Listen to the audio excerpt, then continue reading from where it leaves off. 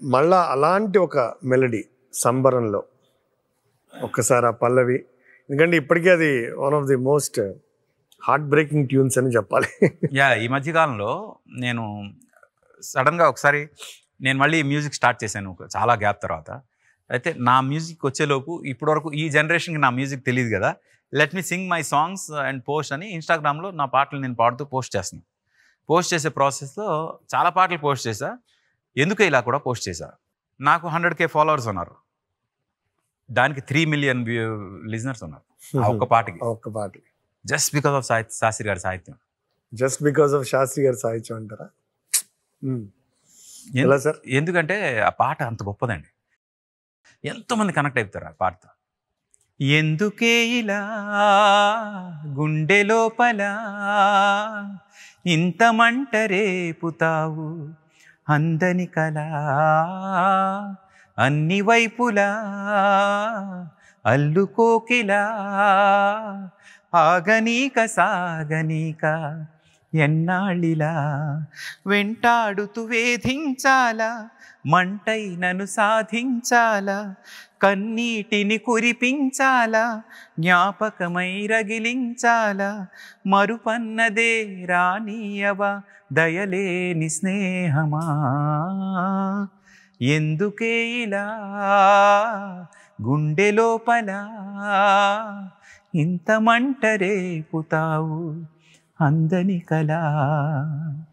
చరణాలు ఉంటాయి. అసలు ఎలాగైనా ఇంత డెప్త్లో వెళ్ళి, అంటే కథ మొత్తాన్ని అతను ఆ క్యారెక్టర్, హీరో క్యారెక్టర్లో దూరిపోయి ఈ క్యారెక్టర్ ఇలాగే ఫీల్ అవుతుంది అని చెప్పే ప్రయత్నం చేశారు ఆ చరణాలు.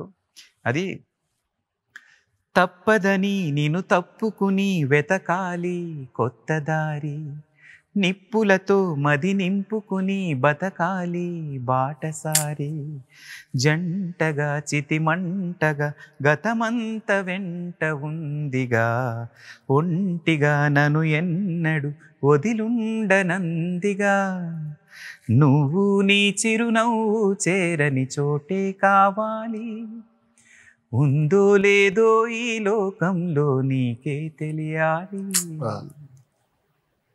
నేను ఇప్పుడు శాస్త్రి గారికి ఒక క్వశ్చన్ అడుగుతా, నువ్వు నీ సాహిత్యం చేరని చోటే కావాలి, ఉందో లేదో ఈ లోకంలో నీకే తెలియాలి.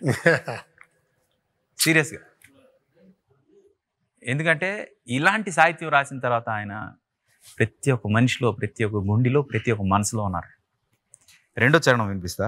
ఆపకిలా ఆనాటికల అడుగడుగు తూలిపోగా, రేపకిలా కన్నీటి అలా ఏ వెలుగు చూడనీక, జన్మలో నువ్వు లేవని ఇకనైనా నన్ను నమ్మని, నిన్నలో వదిలేయని ఇన్నాళ్ళ ఆశని.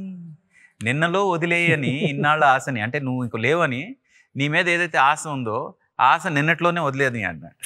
లాస్ట్లో ఒక లైన్ అన్నారు, చెంతే ఉన్నా సొంతం కావని నిందించే కన్నా, నన్నే నేను వెలివేసుకుని దూరం అవుతున్నా. ఇంతకన్నా ఏం చెప్తామా? చెంతే ఉన్నా సొంతం కావని